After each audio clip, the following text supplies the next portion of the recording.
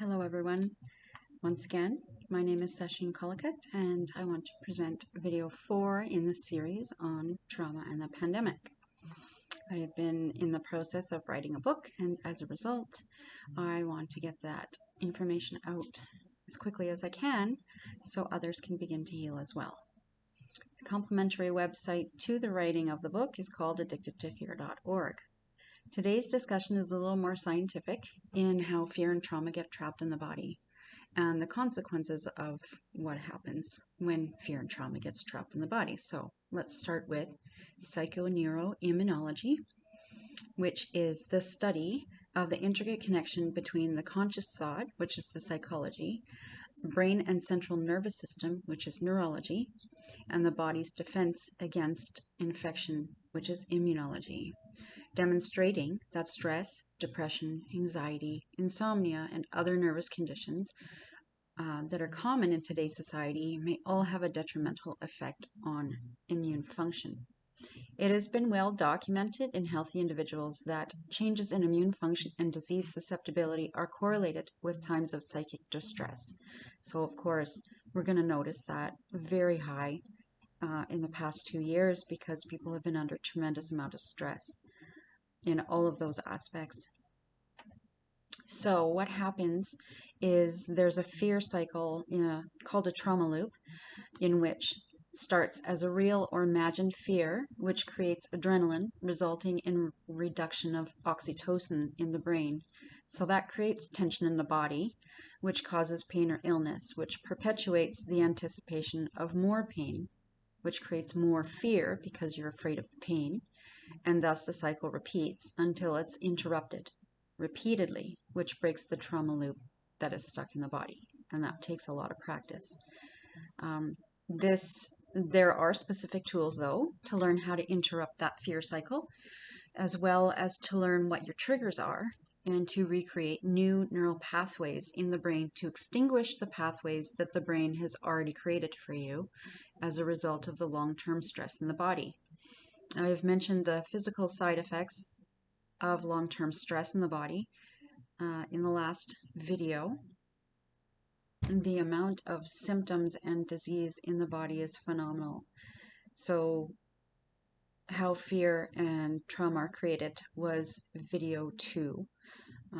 Yesterday was more about the changes to the mental health criminal code and the MAID, medical aid in dying, how they're all connected. My first video was what is trauma, so as related to the pandemic. I mean, that's just the surface.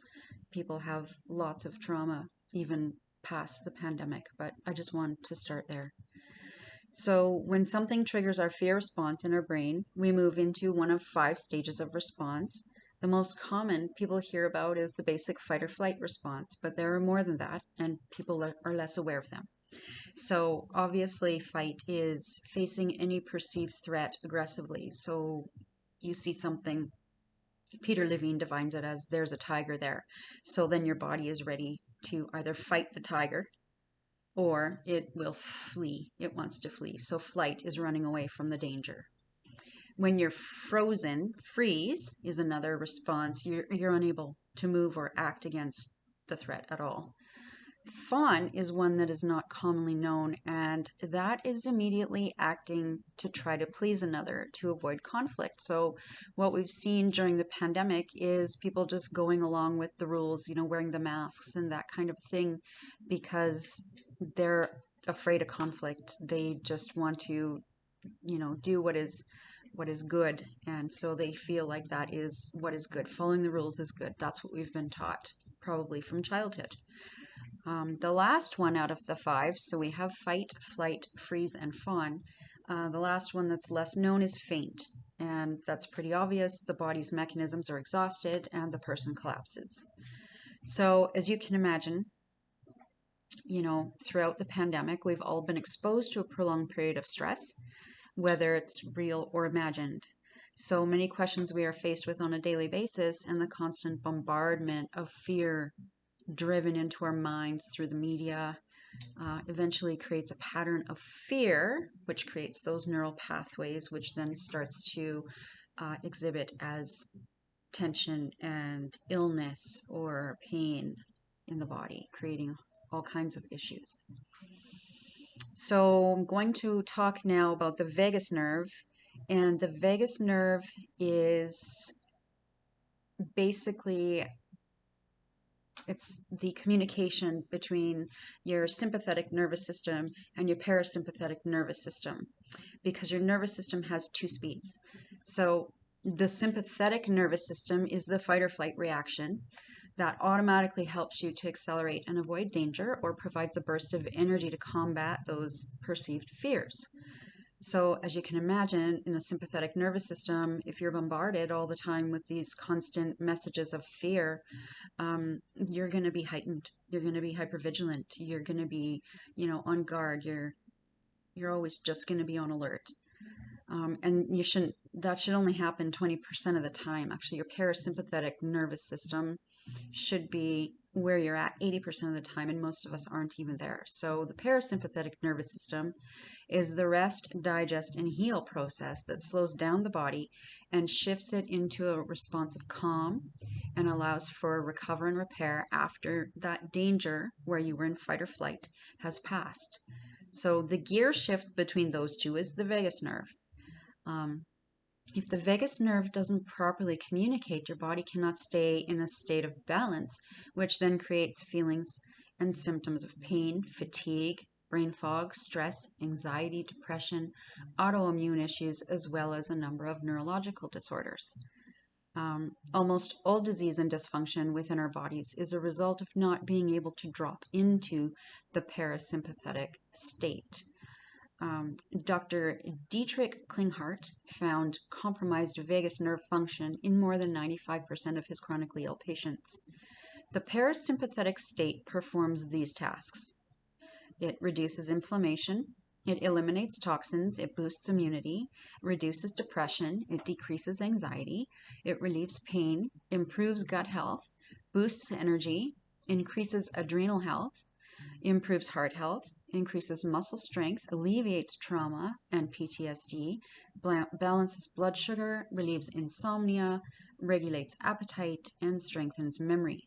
If your parasympathetic nervous system is working at less than optimal levels, you could experience such symptoms as dry mouth or eyes, clenched or grinding teeth, a lump in the throat or difficulty swallowing, acid reflux, bloating or burping after fried or fatty foods, poor digestion, slow bowel movements, digestive disorders such as leaky gut, IBS or irritable bowel syndrome, SIBO or Crohn's, floating stools, not being able to tell if you're hungry or full, frequent urination or incontinence, difficulty relaxing, tendency for anxiety, episodes of a racing heart, tense muscles, especially around the neck and shoulders, sleep problems, insomnia or nightmares, low libido or erectile dysfunction, cognitive dysfunction, ADHD or autism, brain fog, easily startled, chronic inflammation or infections, sensitivities to bright or flashing lights,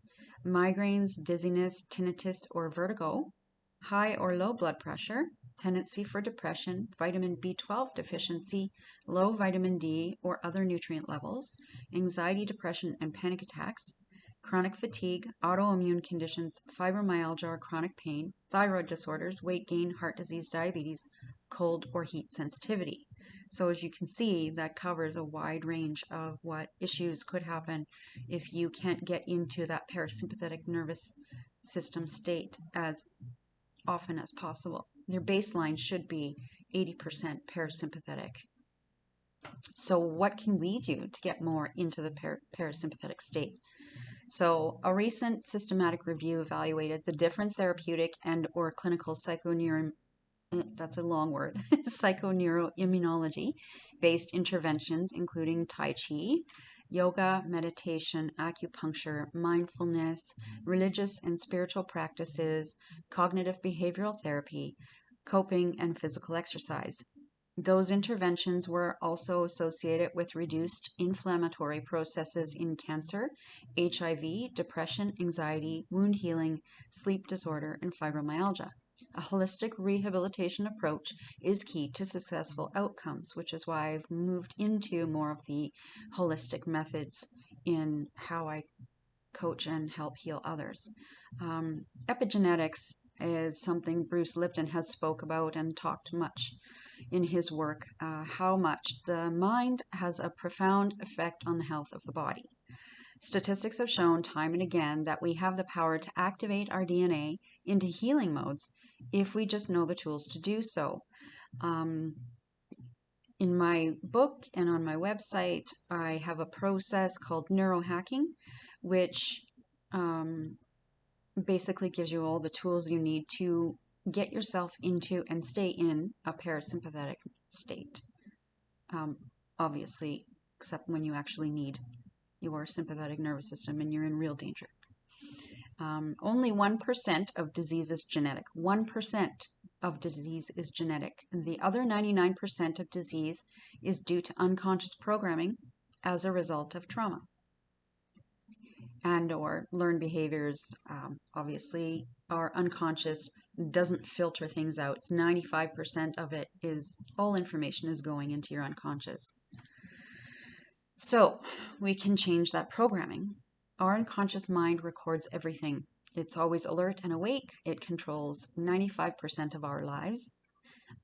Autopilot is a very easy way to think of when your subconscious is working. You know, like you're driving somewhere and you don't actually remember the drive. That's subconscious programming. You're on autopilot.